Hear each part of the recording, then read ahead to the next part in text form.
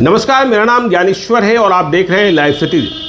देखिए, ये महत्वपूर्ण वीडियो आपके लिए है और उनके लिए और भी ज़्यादा महत्वपूर्ण जिन्होंने वैक्सीन लेने की प्रक्रिया में कोविशील्ड की वैक्सीन ली है, पहली खुराक ली है, पहला डोज लिया है। देश में दो प्रकार की वैक्सीन दी जा रही है, कोविशील्ड और दूसरा कोवैक्सीन। तो देखिए, कोवैक्सीन के नियमों में तो कोई परिवर्तन नहीं हो रहा है, लेकिन कोविशील्ड को लेकर जो अंतराल है दूसरी डोज लेने का, उसमें बदलाव हो रहा है।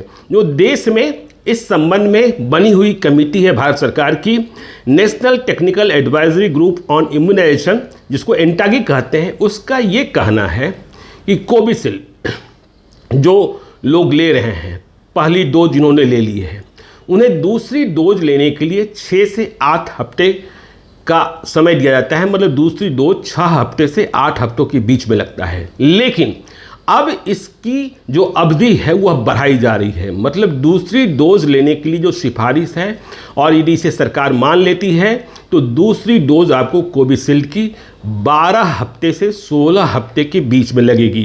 तो ये नया परिवर्तन किया जा रहा है। इस संबंध में भारत सरकार अंतिम फैसला ले सकती है, लेकिन कोवैक्सीन पर यह लागू नहीं होगा। कोवैक्सीन जैसे पहले की तरह 4 हफ्ते से 6 हफ्ते के बीच ही लगेगा। आपको पता है कि कोवैक्सीन जो है, इसे पूर्णतः भारत के वैज्ञानिकों ने डेवलप किया है।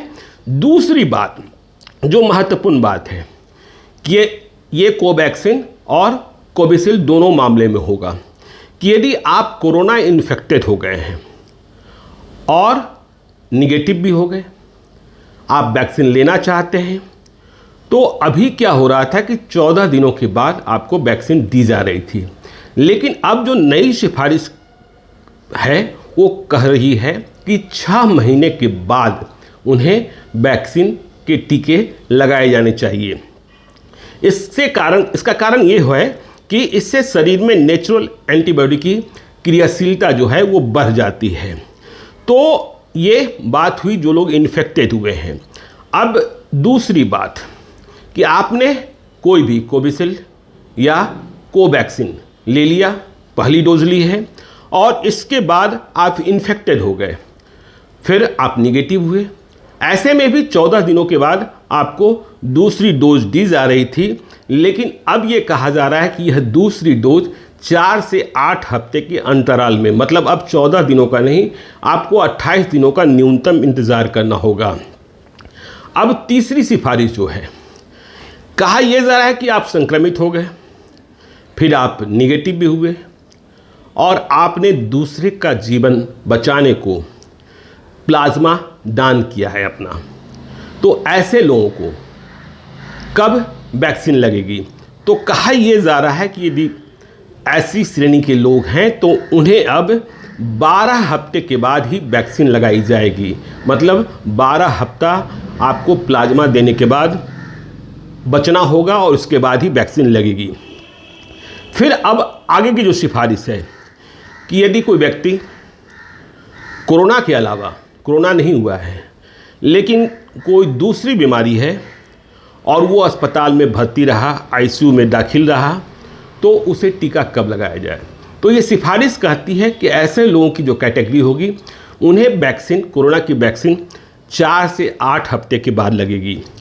अब एक बात यह भी आई कि वैक्सीन लगाए जाने के पहले क्या प्रत्येक व्यक्ति का रैपिड एंटीजन टेस्ट कर लिया जाए?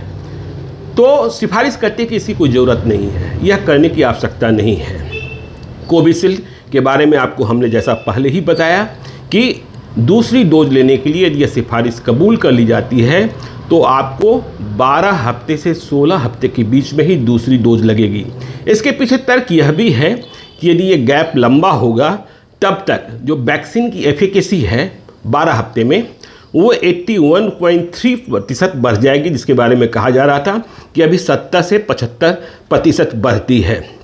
तो ये सारी खबरें आपके लिए मुझे लगा कि बहुत ही आवश्यक है, और जो वैक्सीनेशन का प्रोटोकॉल है वह जानना आपको ज़रूरी है, क्योंकि हर व्यक्ति समझ रहा है कि वैक्सीन समय की मांग है और वैक्सीन लगाया ही जाना चाहिए।